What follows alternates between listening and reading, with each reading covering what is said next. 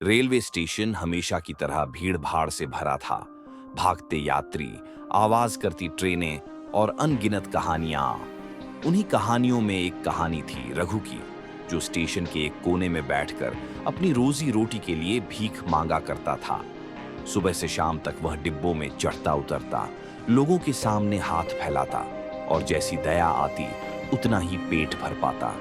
रघु की जिंदगी उसी पुराने ढर्रे पर चल रही थी, न कोई उम्मीद, न कोई बदलाव। एक दिन जब वह एक ट्रेन में भीख मांग रहा था, तभी उसकी नजर एक लंबे सूट बूट पहने हुए व्यक्ति पर पड़ी। दिखने में वह बड़ा अमीर और प्रभावशाली लग रहा था। रघु ने सोचा, अगर इससे मांगूंगा तो जरूर कुछ अच्छा मिलेगा। वह उस व्यक्ति के पास गया और बोला, साहब, कुछ मदद कर दीजिए। लंबे व्यक्ति ने उसे ध्यान से देखा और शांत आवाज में पूछा, तुम हमेशा मांगते रहते हो, क्या कभी किसी को कुछ देते भी हो? रघु चौंक गया। उसने कभी ऐसा सवाल नहीं सुना था। साहब, मैं भिखारी हूं, देने की औकात ही कहां है मेरी। वह आदमी बोला, जब देने की क्षमता नहीं है तो लेने का हक भी नहीं बनता। मैं व्यापारी हूं, लेन देन में ही विश्वास करता हूं। तुम्हारे पास मुझे देने के लिए कुछ होगा, तभी मैं तुम्हें कुछ दे सकता हूं। और यह कहते हुए वह ट्रेन में बैठकर चला गया। लेकिन ये शब्द रघु के दिल में गहरे उतर गए।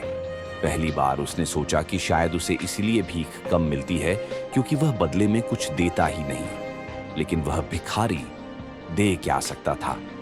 2 दिन तक वह यही सोचता रहा। उसे जवाब नहीं मिला। तीसरे दिन उसकी नजर स्टेशन के किनारे खिले सुंदर फूलों पर पड़ी। हल्की हवा में झूलते हुए रंग बिरंगे फूल जैसे उससे बातें कर रहे हों। अचानक उसके मन में एक विचार आया, क्यों ना मैं भीख के बदले उन्हें फूल दूं। उसे यह सोच बहुत अच्छी लगी।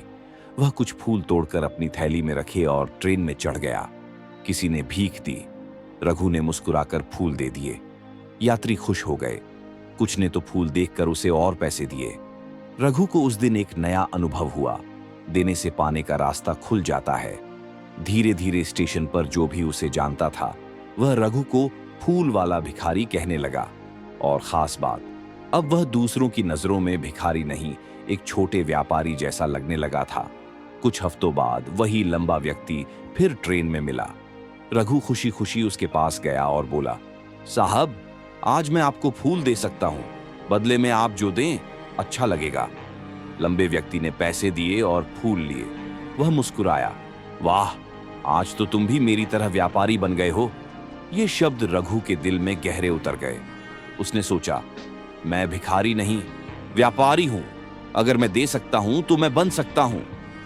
उस रात रघु की सोच बदल गई। उसने तय कर लिया कि वह भीख नहीं मांगेगा। अगले दिन से वह स्टेशन पर नहीं दिखा। 6 महीने बाद उसी स्टेशन पर 2 सूट बूट पहने व्यापारी एक दूसरे से मिले। एक बोला, पहचानिए मुझे। दूसरा बोला, नहीं, शायद पहली बार। पहला मुस्कुराया, नहीं साहब, हम तीसरी बार मिल रहे हैं। पहली बार आपने मुझे भीख देने से मना किया था। दूसरी बार आपने मुझसे फूल खरीदे थे।